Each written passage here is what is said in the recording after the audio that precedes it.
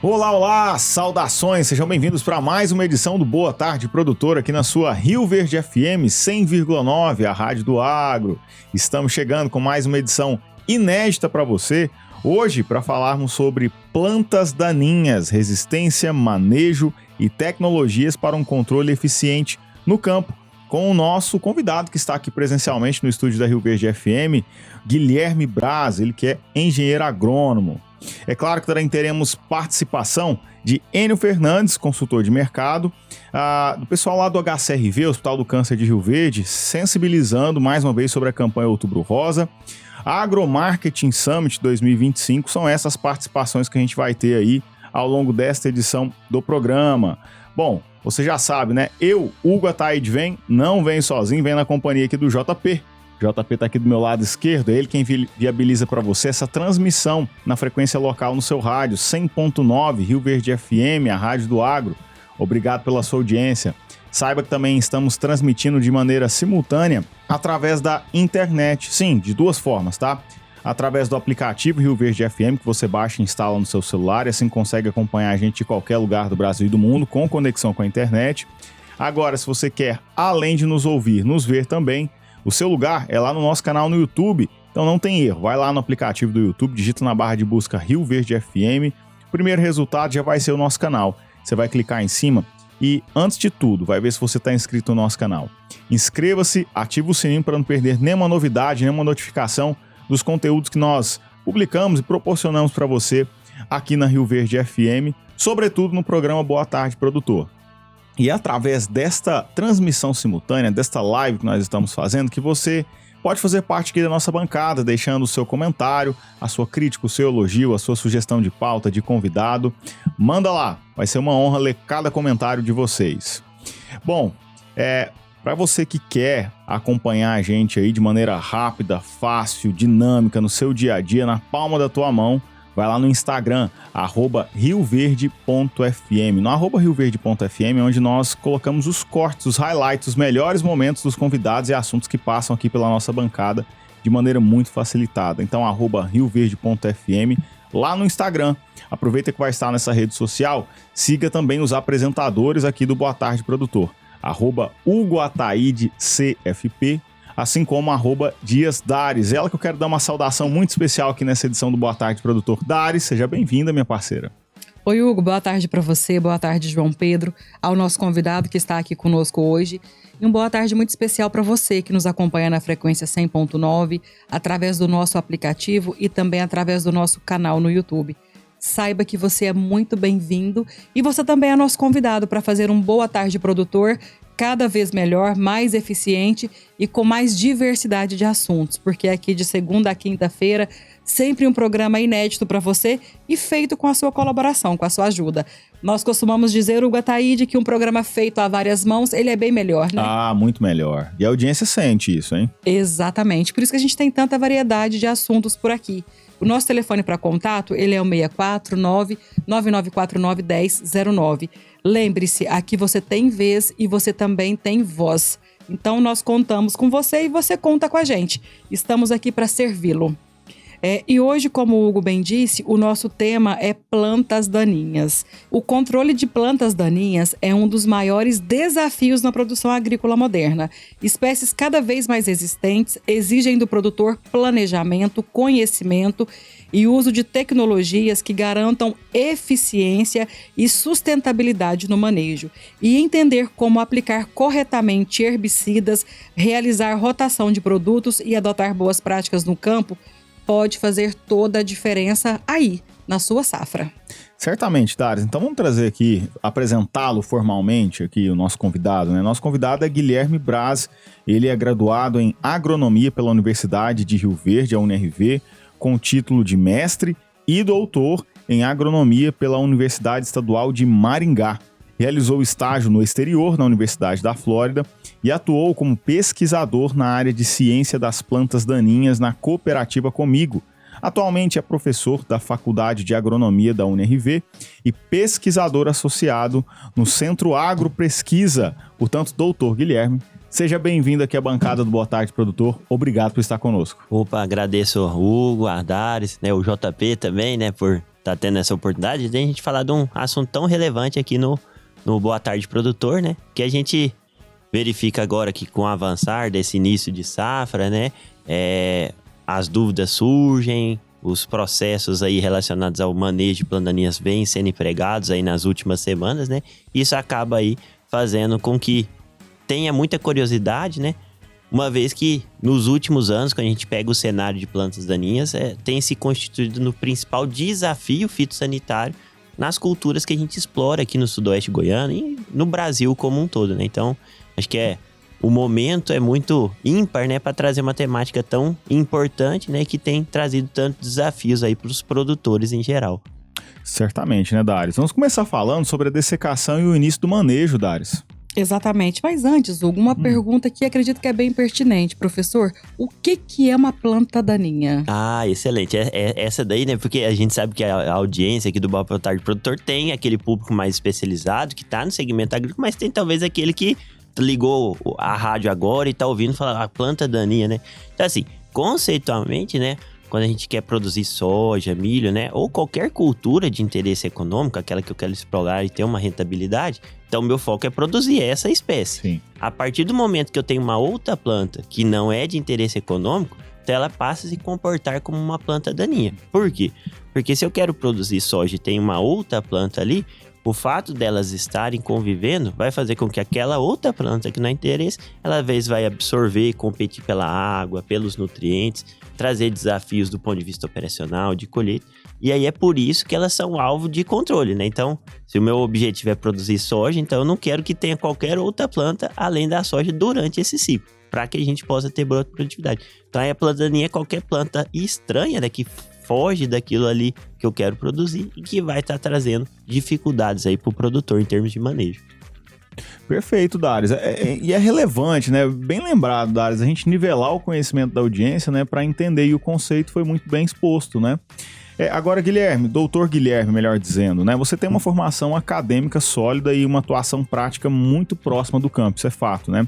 Como que essa combinação entre pesquisa e experiência direta tem contribuído para o seu trabalho aí com plantas daninhas? Olha, Hugo, isso é bacana, né? Porque durante a carreira, né? Às vezes a gente vai tendo os diferentes pontos, as oportunidades profissionais, né? Então, num primeiro momento, quando eu me formei, fui fazer a pós-graduação, então a gente vai pegando toda aquela bagagem mais teórica, entendendo os processos, mas muitas vezes a gente não tem a oportunidade de estar mais próximo ali do que é a realidade dentro de um ambiente de produção, né? Porque quando a gente fala de produção em larga escala, aí tem pontos ali que a gente fica sem conhecer tanto se a gente está mais dentro só da academia e não dentro da teoria, né? E aí eu falo que vem as oportunidades na vida, né? Então, nos últimos 2 anos e meio eu fiquei trabalhando como pesquisador junto com a Cooperativa Comigo, que eu acho que a Cooperativa Comigo dispensa apresentações do que ela representa para Goiás, como todo e até a nível de Brasil, né? E foi lá que eu tive uma oportunidade de entender a realidade do sistema de produção e saber como que realmente a nível prático as coisas acontecem, né? E aí o que eu vejo? Que essa interface entre a academia, que a gente fica mais às vezes no segmento teórico, com a parte prática, que aí aqui eu represento a Cooperativa Comigo pelo todo o trabalho que ela faz, então que me permitiu ter uma visão de como que os processos ocorrem e aí a gente consegue contribuir mais. Assim, o que eu quero dizer, né? A gente sabe que provavelmente na audiência tem aquele aluno de agronomia, ou às vezes também tem só aquele cara que está na parte de produção, mas às vezes não tem feito uma reciclagem teórica, técnica. É importante que ambas as atividades, né, tanto a teoria quanto a prática, estejam no nível equilibrado. Por quê? Porque hoje, manejar plantas daninhas dentro do sistema de produção exige esses 2 pontos muito bem equilibrados. Não adianta eu entender muito da teoria, sendo que na prática, às vezes, não vai ocorrer daquela forma. E também, eu só saber na prática, às vezes eu não estou antenado com aquilo que tem de novo chegando no mercado. Então, ter esse equilíbrio aí faz com que se tenha um diferencial muito grande em termos de produção. Professor, perfeita a sua explicação.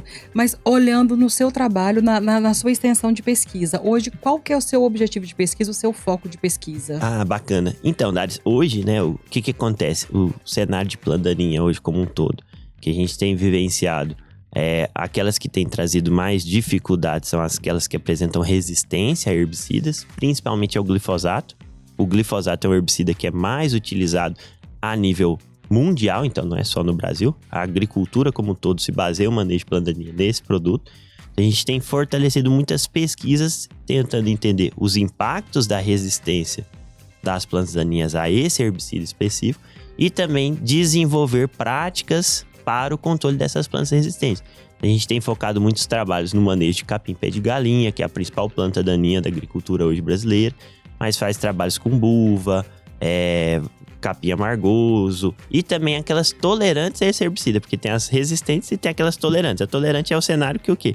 Que às vezes, se porventura eu aumentar a dose, eu consigo ter alguma melhoria do ponto de vista de controle. A resistente, não. A resistente, ela é resistente, se você aumentar a dose não vai adiantar, né? Então, aí fica mais complicado. Aí das tolerantes a gente destaca a vassourinha de botão, capim andropógo, a trapoeraba e uma série de outras espécies, né?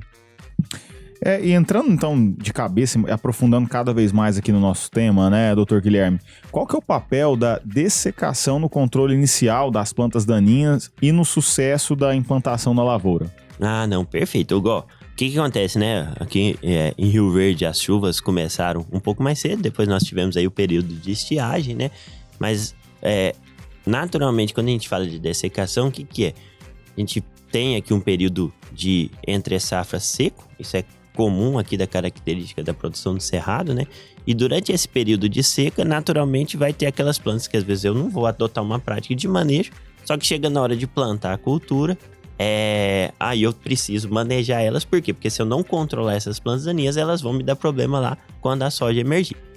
Então essa prática chama a prática de dessecação. E por que hoje cada vez mais a gente fala que ela é fundamental?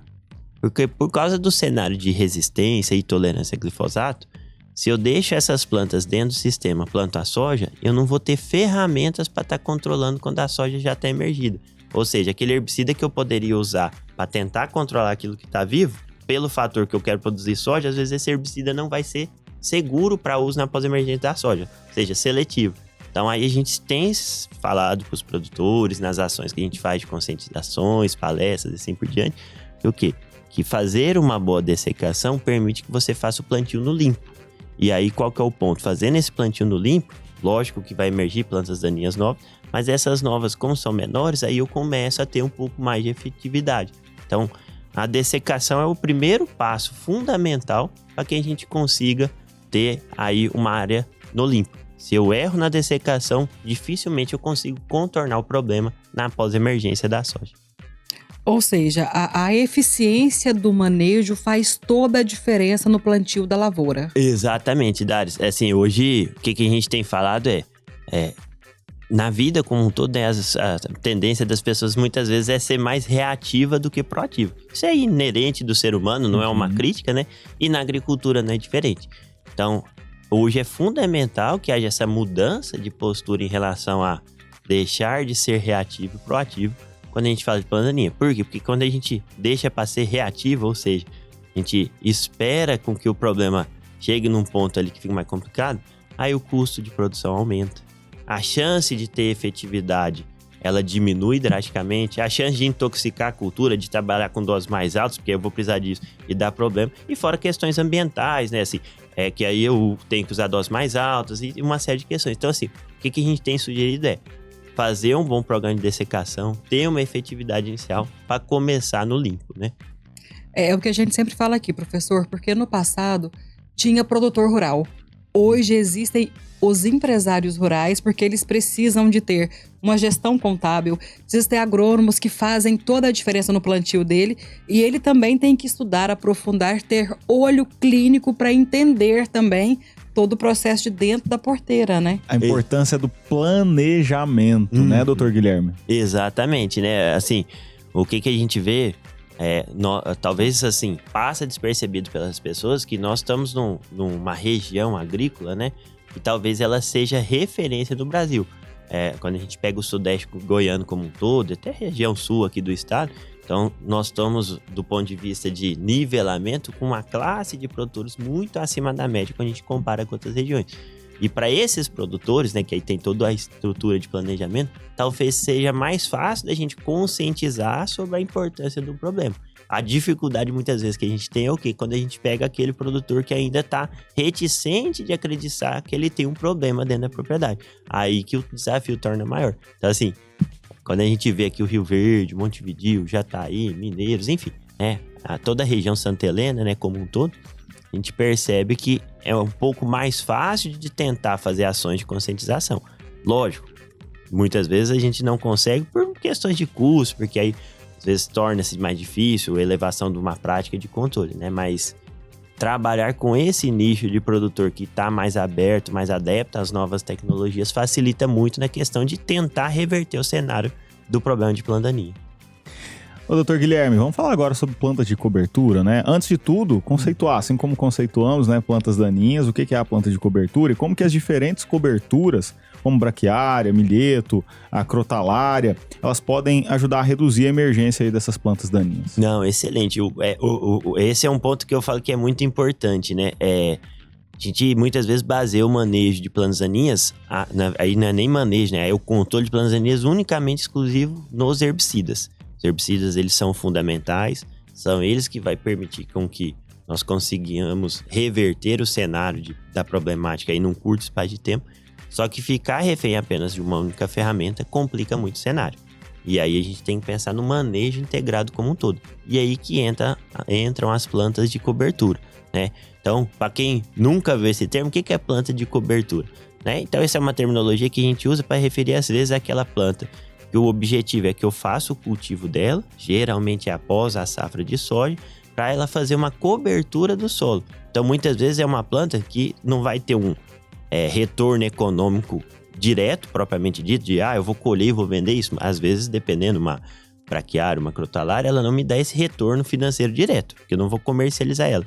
Só que o benefício que ela traz para o sistema de produção, com melhorias de solo, ciclagem de nutrientes, redução de compactação e o manejo, o controle cultural de plantas daninhas, aí talvez muitas vezes a gente não consegue quantificar, mas traz benefício ainda maior do que talvez comercializar alguma cultura, pensando já no sistema de produção como um todo, né? E essas plantas, né, a braquiária, crotalária, os pânicos, milheto, por que elas são muito importantes aí no contexto do manejo de plantas daninhas? Porque são plantas que elas têm a capacidade de cobrir o solo. A partir do momento que eu não deixo o solo exposto, eu não oportunizo a chance de uma planta daninha emergir. Tem a regra da física, né? 2 corpos não ocupam o mesmo espaço, né? Então seria essa aí a premissa. Se eu conseguir cobrir esse solo, naturalmente eu já diminuo a chance de uma planta daninha emergir. O outro ponto é que aí muitas vezes, depois que essas culturas a gente desseca elas, né? Ela faz uma palhada, uma barreira física natural que a planta daninha às vezes não vai conseguir emergir. E além disso, tem algumas plantas daninhas algumas plantas de coberturas que liberam compostos alelopáticos, né? São substâncias que essas plantas de cobertura produzem, tanto a crotalária quanto a braquiária, né? Que são compostos que elas liberam no solo e que vão inibir a emergência de plantas daninhas. Então atuaria, né, como se fosse um herbicida natural. Lógico que não vai resolver para todas as plantas daninhas, mas você conciliando esse método de planta de cobertura mais os herbicidas, você consegue melhorar muito o sistema de produção e o manejo de plantas daninhas. Interessante, Darius. E o sistema reticular também da braquiária ou da crotalária é impressionante, é lindo de ver no solo, né, professor? Você vai lá, você arranca um torrão, você olha, é muita raizinha junta. É grande, né? Exatamente. Chega uma profundidade que às vezes a gente nem vê. E faz toda a diferença, porque também deixa o solo mais aerado. Exatamente. É isso mesmo, professor? É perfeito, né? Se a gente pegar, por exemplo, as braquiárias, a depender da espécie, o que você verifica de parte aérea, você fala, nossa, mas fez muita massa, né? A gente não tem, às vezes, a noção do quanto que tem de crescimento na parte subterrânea, né? Que são as raízes das plantas braquiárias. Então, tem trabalhos que mostram que pode chegar a 1 metro, 1,5 metros, até 2 metros de profundidade. Então, você melhora toda a estrutura do solo, aumenta a porosidade, melhora a infiltração de água, a aeração, né? Então, é bem isso. Então, foi o que eu comentei, né? Além do benefício de planta daninha, você melhora o sistema como um todo. Então, é muito bacana. A gente vê as trincheiras que o pessoal faz, né? Para fazer essa exemplificação prática aí, você fica impressionado com a quantidade de raízes que essas plantas conseguem estar produzindo. Principalmente as braquiárias são referência em relação a isso. Professor, e quais são os principais erros cometidos pelos produtores rurais com relação ao manejo dessas plantas de cobertura? Esse é um ponto. Falar de planta de cobertura e também, às vezes, até de plantas daninhas, né? Então, muitas vezes, quando a gente está nesse segmento aí do manejo, né? Então, o que a gente percebe? Às vezes, na hora de fazer uma dessecação, seja das plantas daninhas ou das plantas de cobertura, às vezes trabalha com tecnologia de aplicação, que ou seja, fazer a pulverização para tentar controlar ou dessecar essas espécies, né? Com taxas de aplicação muito baixa, vazão muito baixo. Então, o que seria isso, né? Às vezes, pela questão operacional da propriedade, falar assim, eu preciso resolver dessecar rápido, porque eu quero plantar rápido, porque eu tenho que mudar o meu pulverizador da fazenda A para a fazenda B, que fica no outro município. Então, diminui o volume de água aplicado. Nessa situação, o que vai acontecer? Na hora que se aplica, você não vai ter um molhamento apropriado dessas plantas, ou seja, a deposição da cauda com o herbicida, e aí, naturalmente, você diminui a chance de ter êxito. Então, é comum a gente perceber falhas aí na dessecação, no manejo dessas espécies, né? Tanto as plantas daninhas como de cobertura, por vazões, taxas de aplicações mais baixas. Outro ponto, né? Às vezes naquele intuito de, eu vou tentar reduzir a dose no herbicida, por questões econômicas, a gente entende que o bolso ele acaba sendo um fator de tomada de decisão importante. Eu vou reduzir a dose do herbicida para tentar economizar um pouquinho aqui. Eu sei que é difícil, eu não sou produtor, então talvez para mim fique mais fácil falar isso. Mas a partir do momento que você trabalha com uma dose menor de um produto, a chance de êxito, ela também acaba diminuindo. Aí se você põe esses dois fatores, uma vazão, uma taxa de aplicação mais baixa, com doses, subdoses, você diminui ainda mais a chance do êxito. Outro ponto que a gente tem que entender é que o quê? Que leva um tempo para fazer essa dessecação. Então o herbicida não é assim, eu apliquei, não é igual um Tilenol, talvez, pra gente que tá com dor de cabeça, você toma um remédio, dentro de alguns minutos, horas, você melhora. O herbicida, ele precisa de um tempo para estar agindo. E quanto maior está o estágio dessas plantas, mais tempo eu vou precisar. Então não adianta assim, se o produtor, eu quero plantar a soja daqui X dias, ele achar que ele pode aplicar hoje e ele precisa de um tempo. Então, às vezes, a gente vai ter que começar esses manejos 30 dias antes, 20 dias antes, né? A depender do cenário, da data almejada de plantio, porque aí nesse cenário a gente consegue ter uma maior efetividade. E muitas vezes tem que fazer o quê? Mais de uma aplicação antes de plantar, né? Tem os dados que mostram que aqui em Goiás, em torno de 10% dos produtores fazem um manejo sequencial, né? Faz uma primeira aplicação antes e depois entra com uma segunda. E isso daí faz com que a gente tenha chance de não ter bom controle. Por quê? Porque o manejo sequencial, que é fazer 2 aplicações antecipadas à data do plantio, né? Faz com que o quê? Eu fiz uma primeira aplicação. Aquilo que sobrou ou que não foi totalmente controlado, na segunda eu consiga ter um êxito. Quando eu vou lá e tento fazer tudo numa única aplicação, a chance de dar errado ela é muito grande, né?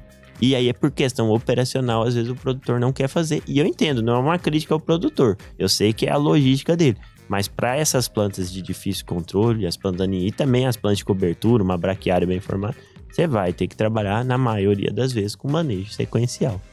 Professor, mesmo que faça o manejo sequencial, o recomendado, mas se não colocar a quantidade recomendada de herbicidas também, pode ser que interfira na produtividade desta lavoura também, né? Exatamente, Darius. O que a gente percebe, né? E aí eu tenho feito muito trabalho. Eu sou daqui de Rio Verde e eu voltei para cá em 2017, né? Então, desde 2017 eu tô aqui fazendo trabalhos focados aí nessa questão de... A gente fala que é mato competição, né? O que o mato proporciona de competição para a cultura, né? Então, tem trabalhos que a gente tem que a produtividade, quando não adotadas medidas de controle, né? Ou adotadas, mas não da forma adequada, pode reduzir a produtividade de 20% a até 80% da produtividade da soja.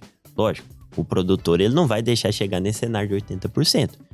Só que a gente percebe que tem produtor em áreas de pé de galinha, de vassourinha de botão, que muitas vezes está colhendo 50% a menos do que ele poderia estar colhendo. Então, assim, não é um cenário que o cara vai ter na fazenda inteira, mas sempre vai ter um ou outro talhão que vai estar produzindo menos, né? E então, esse impacto aí, ele é visível, né? Ele é direto, né? É direto, assim, por causa dessa questão de competição por nutrientes, por todos os fatores, né? Por água também. E até mesmo a questão da colheita. A hora que chega para fazer a colheita, toda hora o maquinário, a colhedora, ela embucha por causa da massa vegetal de plantas daninhas que está muito alta, né? Isso acaba causando muita redução de produtividade. Hoje eu falo que talvez aí nos últimos 10 anos aqui na nossa região tem sido, do ponto de vista fitossanitário, o principal fator de redução de produtividade. Lógico, tem alguns outros fatores que causam muita redução, mas a gente não percebe. O nematóide, por exemplo, a parte de doenças, em alguns anos específicos, quando tem um surto. Mas planta daninha todo ano está reduzindo muito a produtividade. E assim, o que a gente percebe? Alguns produtores estão mais atentos e conseguiram reverter esse cenário. A gente tem exemplos aqui dentro de casa, vamos dizer assim, aqui em Rio Verde. Mas nós temos também aqueles outros produtores que as fazendas estão assim, num sistema de produção que realmente está num cenário muito crítico, né? Que está afetando até a possibilidade do produtor se manter dentro do sistema. Porque ano após ano tendo prejuízo aí com relação às plantas daninhas. Professor, uma dúvida agora. A nossa produtividade, ela está dentro do esperado? Ela está além? Como é que está na visão do senhor? Olha, assim, eu não sou a pessoa mais especialista em relação a isso, mas é lógico que a gente estuda e verifica, assiste muita palestra e tudo. Então, se a gente pegar aí nas últimas safras, né? Então, assim, nós estamos vindo de boas produtividades de soja, né? Então, assim, a gente está num cenário bom do ponto de vista de produtividade.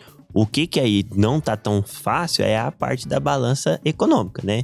Então, tem colhido bem, mas às vezes por questões comerciais, assim, aí o insumo tá mais caro, na hora de comercializar a soja por causa de preço, às vezes não tá tão interessante. Aí a lucratividade talvez não esteja num cenário tão positivo, né? Lógico, aí tem aqueles produtores que são mais organizados, travam preço e assim por diante, né? Mas assim, pensando em soja, a gente tem vindo aí nos últimos anos de boas safras de produtividade de soja. Quando a gente compara, por exemplo, com a região sul, que é no Rio Grande do Sul, seca anos após anos de seca, e aí no ano que chove bem, aí deu toda aquela questão da enchente. Então, assim, a gente tem sido agraciado, pelo menos na soja, com um clima muito favorável, e aí isso tem, consequentemente, trazido boas produtividades. Nares, vamos à previsão do tempo com o Dr. Fernando Cabral. Ele é líder científico e pesquisador no SEAGRE. Vamos ouvi-lo. Olá, amigo produtor, ouvintes da rádio. Eu me chamo Fernando Cabral, sou pesquisador no SEAGRE, Centro de Excelência em Agricultura Exponencial, e trago para vocês a previsão do tempo para essa nossa semana aqui no sudoeste do estado de Goiás, sul e oeste goiano. Bom, pessoal, tivemos aí um fechamento da semana de modo geral animador aqui para nossa região, porque tivemos aí existe chuvas de intensidade moderada aí, de modo bem geral nos municípios, né? É claro que ainda nem todas as áreas foram beneficiadas, mas isso trouxe já um alívio para concretizar, né, ainda mais essa questão do início do período chuvoso e também aliviar algumas áreas aí em que o produtor já havia feito a semeadura, mas estavam aí há alguns dias sem receber precipitação efetiva e recebendo aí altas temperaturas, inclusive registro de áreas aí com pequenos danos de calor nas plântulas emergílias de soja. Bom, isso fez então esse registro da semana passada, do final de semana passada, tivemos aí estações que registraram nesse curto espaço de tempo aí volumes superiores a 50, 60 milímetros, então isso foi muito bom, mas como eu mencionei, áreas que essa chuva não chegou ainda de forma efetiva. Por que eu falo isso, que de modo geral foi animador? Porque para esta nossa semana agora, que se inicia, a gente não tem um cenário tão favorável para chuvas. A gente não está prevendo, tá, na nossa previsão, uma semana de ausência total de chuvas, né? Um período muito seco, mas é uma semana de tempo mais estável, principalmente nas regiões sudoeste e sul do estado. Então, onde está aqui, né, Rio Verde, Montevidéu, Jataí, Santa Helena, Acreúna, Paraúna, ali região de Quirinópolis. Então, ou seja, esses municípios devem receber poucas chuvas ao longo dessa semana, tá bom? Então fica aí o alerta ao produtor, alguns relatando aí até um pouquinho da paralisação ou diminuição do ritmo do plantio, até em virtude já dessa previsão para essa semana, né? E áreas que aí não tem tantos acumulados de chuva, né? Suportar aí essa semana sem precipitação é algo difícil, tá? Então vamos ficar atento a essa situação, o produtor ter cautela. Não há previsão de altas temperaturas, onda de calor, nem nada do tipo, mas pouca presença de chuva nessa região. qual região deve se beneficiar? A região oeste do estado. Mineiros, Portelândia, Santa Rita do Araguaia, então, aqueles municípios ali são os únicos que, a princípio, né, tem aí uma boa previsão de chuva para essa semana. O restante, chuva abaixo da média, principalmente comparado à semana anterior. O sábado dessa semana é aquele que apresenta uma maior nebulosidade e maior chance de ocorrência de chuva de modo generalizada aqui na nossa região. Mas vamos atualizando aí ao longo da semana, caso a gente tenha vinda de alguma nebulosidade, alguma chuva em algumas certas regiões dos nossos municípios, tá bom? Então, um grande abraço a todos e até mais. Dr. Fernando Cabral, obrigado pela atualização da previsão do tempo e por essa parceria aqui com Boa Tarde Produtor. Olha, eu conheci a Simple Verde e fiquei impressionado, viu? Eles são a primeira bioindústria de Rio Verde e a quarta de Goiás, trazendo pesquisa e tecnologia para criar soluções que realmente fazem a diferença na lavoura. E o melhor, tudo desenvolvido aqui mesmo, para quem vive do campo com mais simplicidade e produtividade. Produtor, eu já abri a porteira para o futuro. Agora é sua vez. Fala com o pessoal lá no WhatsApp, 679-9334-2442. Anote aí, 679-9334-2442. Aproveita para segui-los também lá no Instagram, @SimpleVerdeOficial. Simple Verde, bioinovação para a agricultura do futuro. Nós vamos para um rápido intervalo comercial nessa edição do Boa Tarde Produtor. Daqui a pouquinho retornamos, fique conosco. Estamos de volta para mais um bloco nessa edição do Boa Tarde Produtor na sua Rio Verde FM 100,9, a rádio do agro. Hoje estamos falando sobre plantas daninhas, resistência, manejo e tecnologias para um controle eficiente no campo. Esse é o nosso tema em pauta com o professor Dr. Guilherme Braz. Ô produtor, deixar o patrimônio da sua fazenda desorganizado pode te custar caro, viu? Causar conflitos e trazer problemas que você nem imagina. É por isso que a Rural PJ vai muito além da contabilidade. Eles separam contas pessoais e empresariais, trazendo clareza e organização. A Rural PJ estrutura holdings familiares, garantindo proteção patrimonial e um planejamento eficiente para manter o patrimônio na família. A Rural PJ realiza, portanto, o planejamento de sucessões para que o legado que você construiu chegue intacto às próximas gerações. Além disso, a Rural PJ legaliza a sua empresa fiscalmente, o que significa mais segurança para você e menos impostos para pagar. Na Rural PJ você não fica desamparado. A missão é organizar, proteger e preparar a sua empresa para o futuro sem deixar nada para trás. Entre em contato agora pelo WhatsApp 649 9256 5661. Anote aí, 649 9256 5661. Aproveita para segui-los também lá no Instagram, @RuralPJ. Rural PJ, negócios planejados geram resultados esperados. Dares, vamos ao comentário do dia.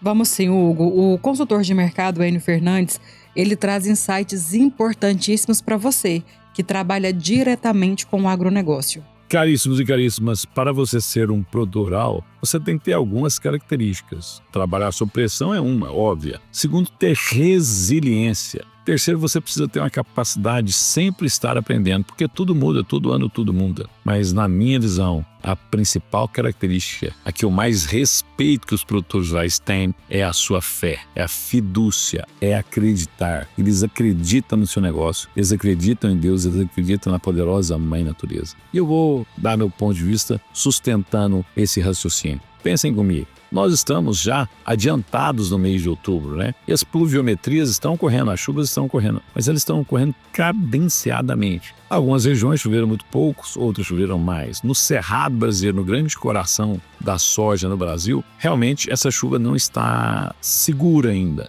Ela não firmou, ela não continuou e está caindo sempre. E isso traz um risco enorme aos produtores rurais. Mesmo assim, mesmo com esse risco, os produtores tomaram a decisão de semear a cultura da soja. Este ano, as chuvas estão menos consistentes que anos anteriores, mas quando a gente pega a média de plantio, ela está mais acelerada que nos últimos anos, ou seja, mesmo com o clima adverso, esses produtores tomaram a decisão de semear. E a poderosa Mãe Natureza os brindou, os presenteou com chuvas. Nós tivemos boas chuvas no Cerrado. Nos próximos dias agora nós vamos ter um período de estiagem. Será que esses produtores vão novamente acreditar nas previsões? Eles vão ter fidúcia de semear novamente? Isso é muito mais do que tomar essa decisão de semear ou não. Nós estamos falando da decisão que envolve muito e muito dinheiro. Cada hectare de soja hoje é muito dinheiro a ser semeado. E as margens estão extremamente apertadas. Você perder um plantio e tiver que replantar, você não vai ter lucro nessa atividade. Você pode até ter boas produtividades, mas não vai ter lucro, porque a margem está muito baixa. Ela não permite esse replantio. Mesmo nesse cenário tão adverso, os produtores rurais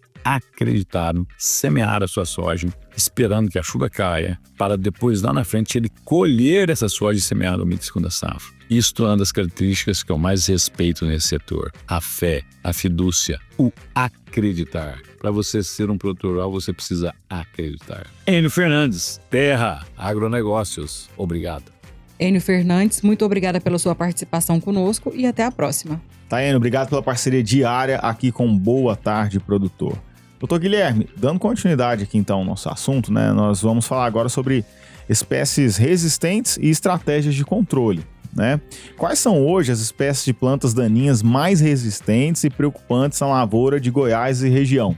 Opa, não, perfeito, Hugo. Hoje, quando a gente fala de espécie resistente, né? Eu tinha comentado agora no bloco anterior, né? O que mais nos preocupa, o que traz mais dificuldades são aquelas com resistência a glifosato. E qual que é o desafio adicional? Que além da resistência a glifosato, muitas dessas têm resistência a outros mecanismos. Então, ou seja, dentro daquela caixa de ferramenta de herbicidas que eu teria para estar manejando, eu vou perdendo ferramentas, tá? E quando a gente fala em Goiás, então nós temos aí 4 espécies que são resistentes que acabam trazendo maiores prejuízos. Hoje, sem sombra de dúvida, a que está em primeiro lugar no ranking aí mais problemática é o capim-pé de galinha, né? E aí depois nós temos outras 3 espécies que estão ranqueadas aí em paralelo, talvez em uma região ou outra, uma mais problemática que a outra e assim por diante, que é o capim amargoso, a buva e o caruru roxo, né? Então, essas 4 espécies aí são as que têm trazido mais problemas, né? O caruru roxo a gente destaca que tem aumentado muito o problema nos últimos anos, aqui no sudoeste goiano como um todo, né? Era uma planta daninha que até então sempre estava no sistema, mas o glifosato controlava muito bem. Mas nas últimas 3 safras aí, a gente percebeu aí uma agravação dos casos, né? Um agravamento dos casos muito grande, tá? E tanto é que a gente percebeu até produtor voltando a contratar diaristas, pessoas para estar fazendo a capina, né? Porque ele viu, né? Isso, porque viu que nada estava funcionando aí em relação a essa planta daninha. Então, assim, eu imagino que num cenário hipotético de piora que deve ocorrer, geralmente acontece isso com as plantas daninhas, então o caruru tem chance aí de trazer mais problemas aí que a buva e o amargoso, e as duas ficando num plano inferior, mas ainda talvez o caruru não chegando ao nível do pé de galinha, que é a principal planta daninha aí do Brasil, né, na verdade, como um todo. Hugo, quando ele falou caruru, você lembrou de alguma coisa? O que veio na sua cabeça, Daris? Tanque de guerra. Tanque de guerra.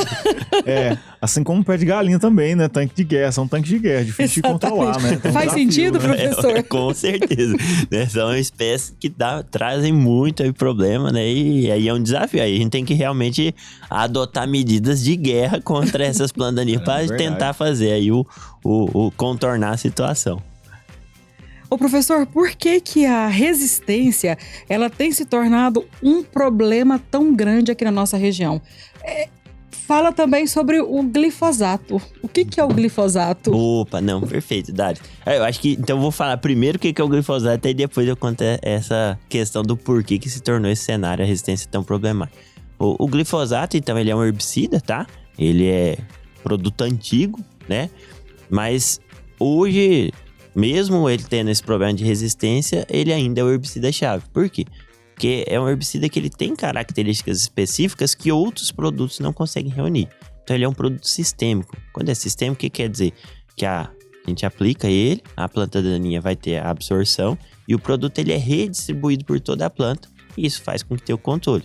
Tem produção de contato, então só vai controlar ali onde que encosta. Então, como ele é um produto sistêmico, então ele consegue controlar plantas pequenas e plantas maiores. Mas o ideal é a gente sempre focar no uso dele em plantas pequenas.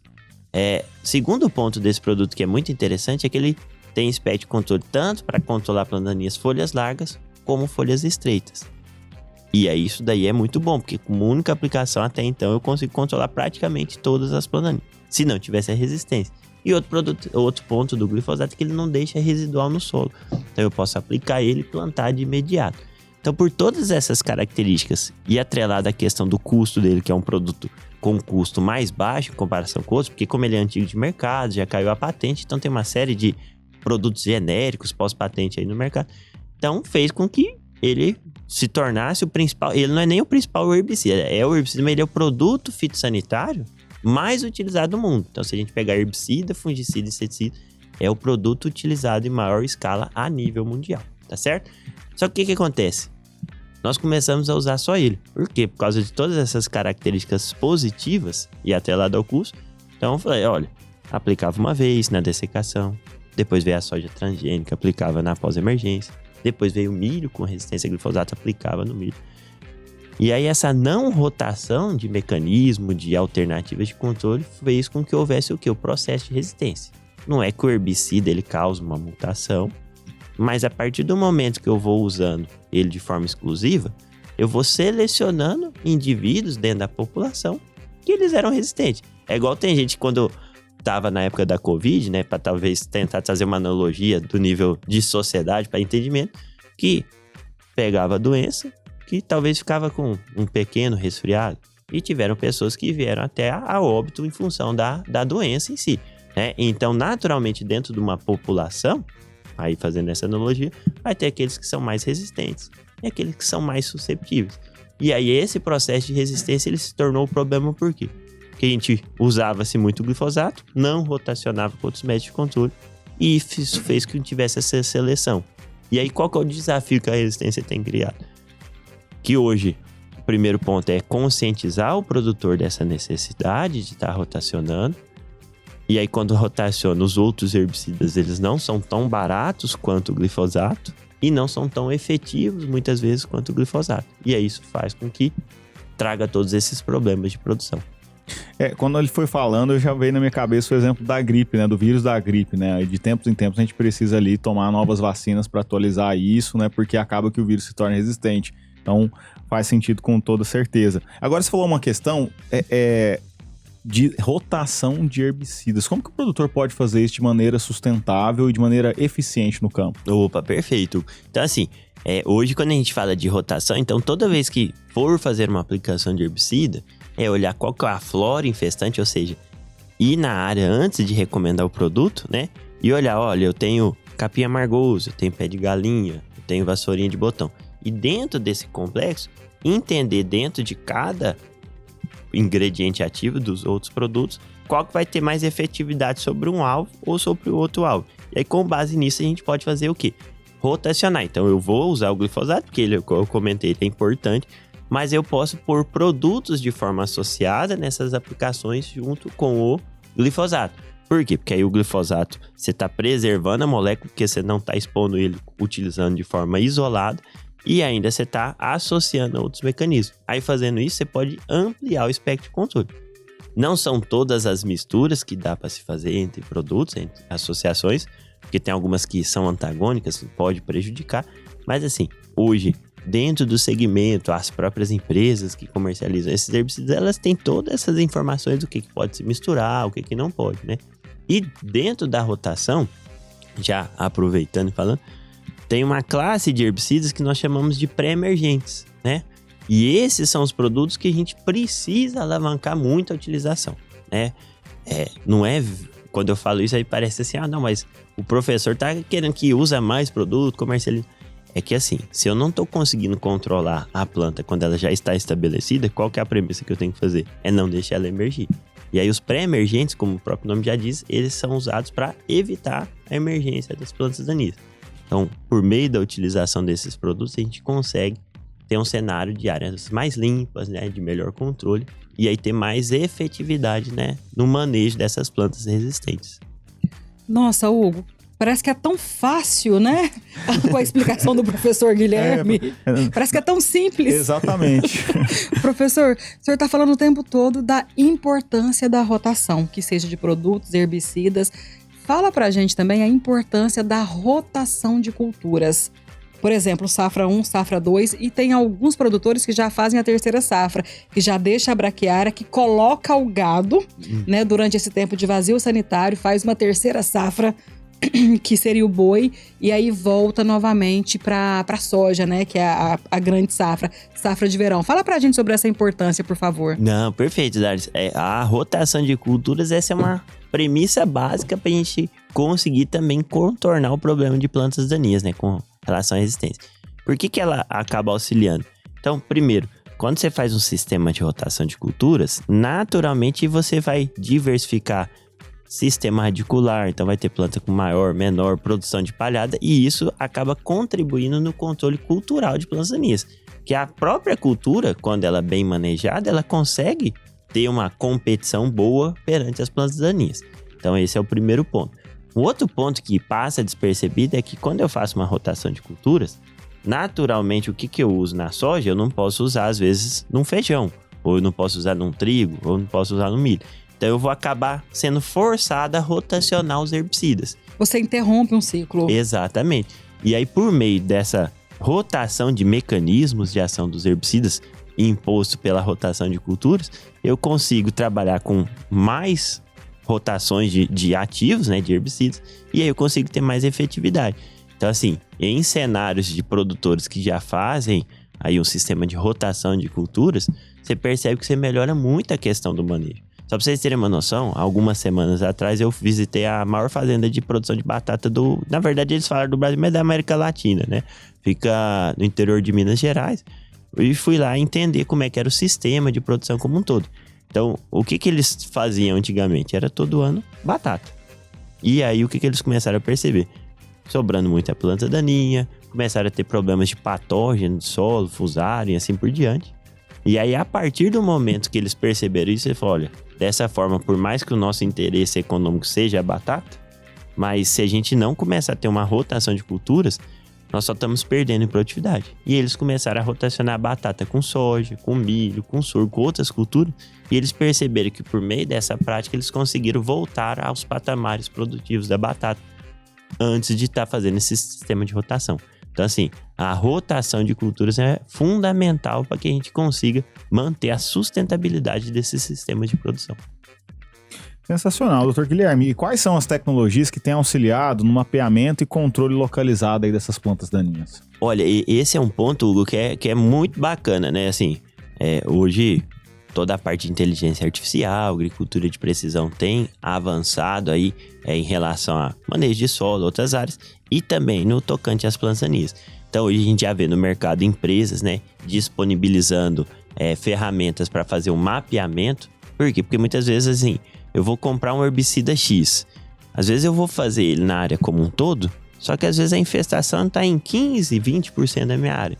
Então, por meio dessas tecnologias que estão chegando no mercado, assim, em termos de adesão em áreas grandes ainda está menor, porque são tecnologias mais recentes, mas para quem tem usado tem percebido benefício. Por quê? Porque aí você consegue mapear e com base nesse mapeamento fazer aplicações dirigidas. Aí da mesma forma que tem ferramentas para mapear as plantas daninhas, tem já hoje pulverizadores que conseguem fazer a aplicação dirigida, né? Então, eles têm sensores e aí quando ele vê uma planta verde, que ele entende que é planta daninha, ele faz a aplicação do jato e aí faz a aplicação. Então isso, além de permitir a redução do custo de herbicida, né, o gasto com herbicidas, tem toda a questão ambiental, que você acaba despejando, aplicando menos produtos dentro das áreas. Então assim, num cenário aí de agricultura futura, eu creio que são tecnologias que estão chegando e que vão trazer muitos benefícios. O desafio hoje ainda é o quê?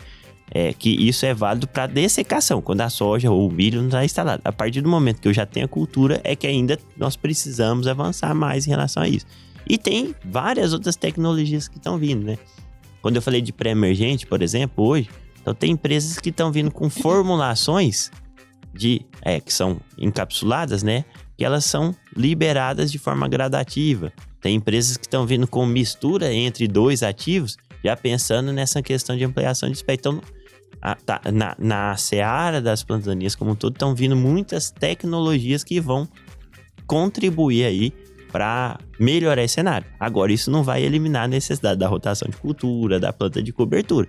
São ferramentas complementares para ser posicionada aí dentro do manejo integrado de plantas daninhas. Ou seja, é uma ferramenta a mais, é uma possibilidade a mais. E qual que é a assertividade e a segurança dessa aplicabilidade, professor? Olha, o que a gente vê, né, para essas novas tecnologias, hoje ainda o desafio é a questão do custo, muitas vezes, né, de estar colocando isso, porque é igual esse pulverizador de aplicação dirigida, é algo fantástico. Só que quando você vai ver, ainda o custo é muito elevado. Isso, assim, seria algo que eu acho que, pensando aí do ponto de vista de melhoria pelo que traz do sistema de produção, talvez até ter políticas de governo, às vezes um subsídio de reduzir um imposto na hora de comercializar um pulverizador como esse. Por quê? Porque aí fica mais atrativo para o produtor pensar nisso daí, né? Mas o que a gente percebe? Que em outros países que a tecnologia já está disponível há mais tempo para produtores, tem tido uma adesão muito boa e o pessoal tem gostado aí da questão da aplicação. Mas ainda, para nós aqui no Brasil, ainda não é uma realidade prática, vamos dizer assim. É uma minoria dos produtores que usam por causa de custo atrelado e todo esse cenário.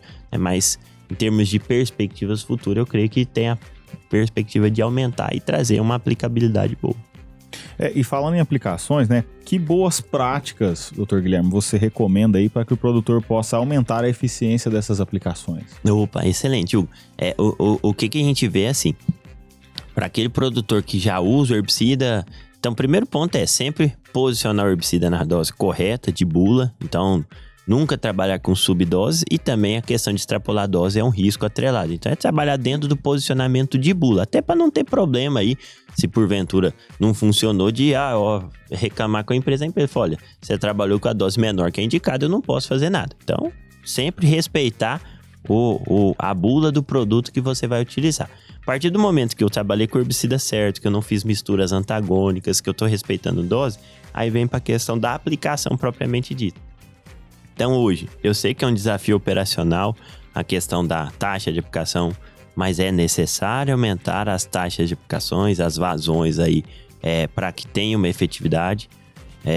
Se a gente pegar aqui em Goiás, o pessoal está tendo essa tendência de reduzir muito a taxa de aplicação comparado com outros estados, isso é um desafio. Então precisamos pensar nisso daí. Sempre usar o adjuvante, que é aquele produto que vai condicionar a cauda, ou aquele produto que ele é posicionado junto com o herbicida para ter uma melhor absorção nas doses recomendadas pelo fabricante. E a depender da planta daninha, às vezes o acréscimo de dose, principalmente de óleo, pode trazer um benefício, como é para o capim-pé de galinha.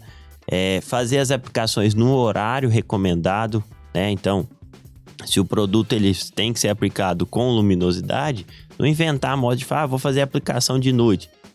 Cada herbicida tem um posicionamento para que ele tenha uma boa performance. Tomar cuidado, principalmente no mês anterior, né, que a gente teve um cenário de temperaturas muito elevadas, né, antes das chuvas de setembro.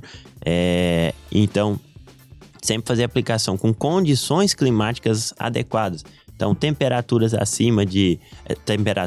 umidade relativa do ar acima de 55%, temperatura variando aí de 20 a 30 graus Celsius, nem muito quente, mas também temperaturas muito baixas prejudicam. São coisas que a gente não consegue controlar o fator clima, mas tentar posicionar nesse segmento.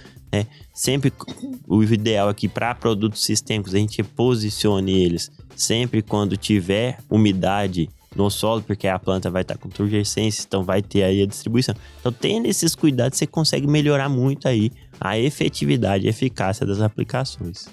Professor, e olhando para o futuro, quais tendências que você enxerga no controle de plantas daninhas? Não, perfeito. O que a gente vê, Dares? O primeiro ponto é a questão dos herbicidas pré-emergentes.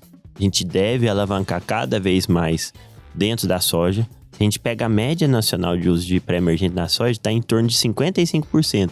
Goiás, 45%. Então, nós precisamos melhorar isso.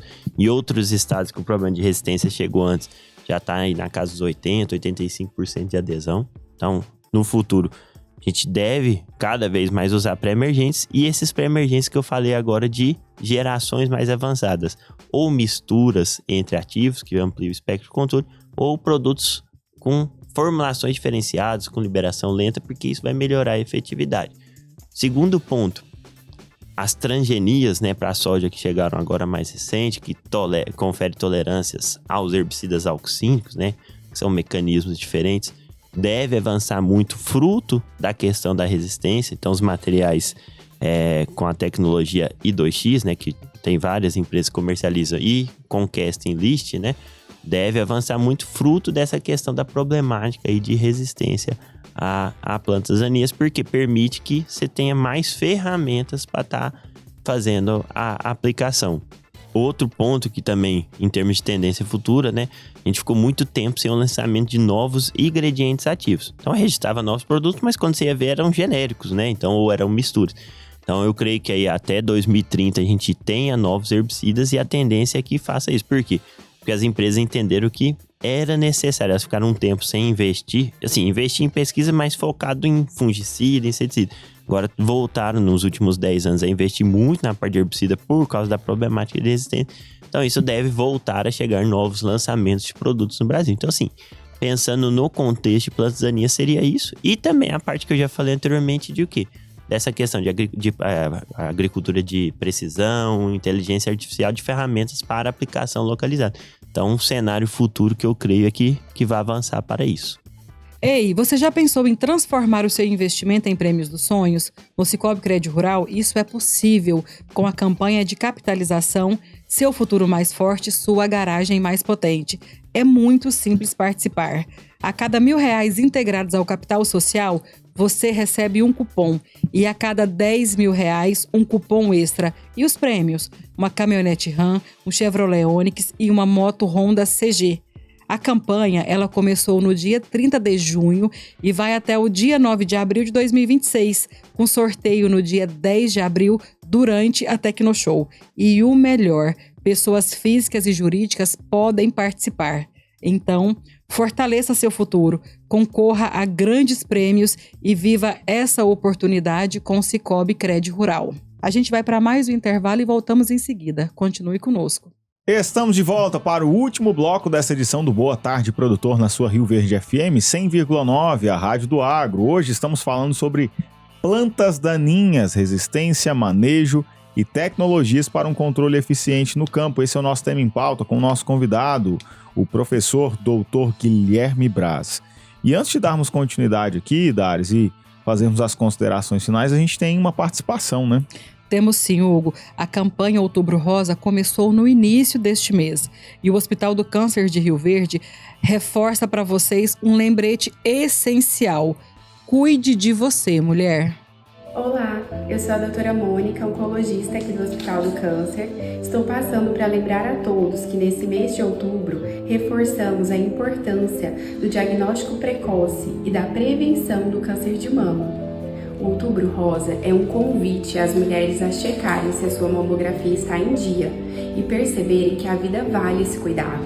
O câncer de mama tem cura, mas o segredo está no diagnóstico precoce. Mulheres, façam a mamografia, conheçam o seu corpo, não ignore os sinais. E um dado super importante é que o Ministério da Saúde acaba de ampliar a faixa etária de rastreamento com a mamografia. Agora, mulheres a partir de 40 anos já têm acesso a esse exame pelo SUS. Essa prevenção é um gesto de amor próprio e de cuidado com quem você ama. Cuide-se e incentive outras mulheres a se cuidarem também. Juntas, somos mais fortes contra o câncer de mama. A prevenção é o caminho mais seguro contra o câncer de mama. Durante o mês de outubro, iremos realizar 50 mamografias gratuitamente aqui no Hospital do Câncer de Rio Verde. Se você tem entre 40 e 74 anos ou histórico de câncer na família, este é o seu momento de se cuidar. Para fazer o seu exame, basta procurar a clínica da família mais próxima da sua residência, solicitar o seu pedido médico e agendar o seu exame aqui para o Hospital do Câncer de Rio Verde. Em poucos minutos você cuida da sua saúde e da sua vida. O Outubro Rosa é prevenção, amor e esperança. Venha com a gente nessa luta.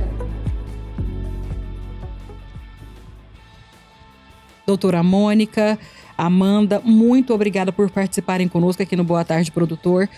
E nós acreditamos também que prevenir é o melhor remédio. Prevenir salva vidas. Para você que quer mais informações sobre o Outubro Rosa, você pode ligar no 3612-2400. É isso aí, Darius. Olha, produtor, o segredo para uma lavoura saudável e produtiva está no calcário utilizado no preparo do solo. Ele, além de ser uma excelente fonte de cálcio e magnésio, neutraliza o pH do solo para que a planta consiga absorver os nutrientes disponíveis neste solo e, assim, atingir a maior produtividade possível. A Serra Fértil oferece o calcário mais solúvel, calcítico ou dolomítico, disponibilizando para a lavoura mais cálcio e magnésio, além de outros nutrientes também essenciais para ela. A dica de ouro é: entre em contato com a Montical, representante Serra Fértil, pelo telefone 649-8406-1220. Anote aí, 649-8406-1220 e confira as vantagens do nosso calcário. Dr. Guilherme Braz, esse é o momento onde a gente chega às considerações finais, é o momento onde a gente deixa o microfone aqui da Rio Verde FM, do Boa Tarde Produtor, aberto para que você possa dar a sua mensagem final. Fique à vontade. Opa, não, beleza, não, é mais agradecer, né, pela oportunidade, né, de estar aqui fazendo essa ação de extensão, de divulgação, né, como Universidade de Rio Verde, né, como professor, então a gente está sempre disponível também, e também como Centro Agro, lá na parte de pesquisa, né, de estar tentando auxiliar aí o produtor. A gente aproveita para reforçar para o produtor essa necessidade de controle efetivo aí das plantas daninhas. Então, para aquele produtor que já fez as suas dessecações, tentar, né, agora no momento do plantio, trabalhar com o pré-emergente, sempre buscar assistência técnica especializada. Para aquele que ainda não plantou, né, que está ainda fazendo cenário de dessecação, tenta resolver o problema antes do plantio. Eu tenho certeza que você fazendo isso e resolvendo, você vai ter mais chance de ter uma lavoura no limpo.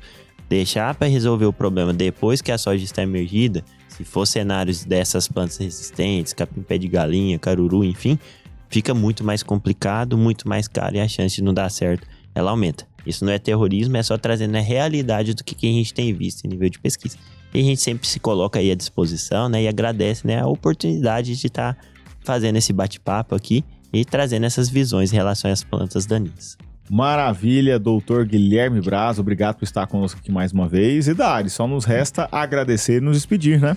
Exatamente, Hugo. Doutor Guilherme, muito obrigada, seja muito bem-vindo ao Boa Tarde Produtor. Volte mais vezes, porque a dinâmica é excepcional, né, não, Sim. Hugo? Bateu, resposta, já vem a pergunta, resposta e é na lata. Na lata, exatamente. Muito obrigada por estar conosco. A nossa audiência qualificada, muito obrigada por nos acompanhar. A você, empresário rural, uma excelente safra 25-26. E nós estamos aqui. Qual que é o seu assunto, a sua sugestão de pauta, a sua dúvida? Manda pra gente que a gente vai convidar um especialista para responder a sua pergunta. Muito obrigada pela audiência. João Pedro, muito obrigada por hoje. Hugo Ataíde, muito obrigada e até amanhã. Dares, eu que agradeço a sua parceria diária aqui no Boa Tarde Produtor. Agradecer mais uma vez o nosso convidado pela presença aqui, a participação, dedicando o seu tempo. E o JP pelos serviços prestados aqui, levando a transmissão dessa informação, desse conteúdo, desse conhecimento para você na frequência local, no seu rádio, frequência 100.9 Rio Verde FM, a rádio do agro. Agora, a minha gratidão maior vai a você, nossa audiência extremamente qualificada que nos honra muito mais do que somente com seu tempo. Nos honra com a sua credibilidade e confiança diária depositada aqui no Boa Tarde Produtor. Eu, Hugo Ataíde, fico por aqui, mas amanhã tem mais uma edição do nosso programa. Até lá!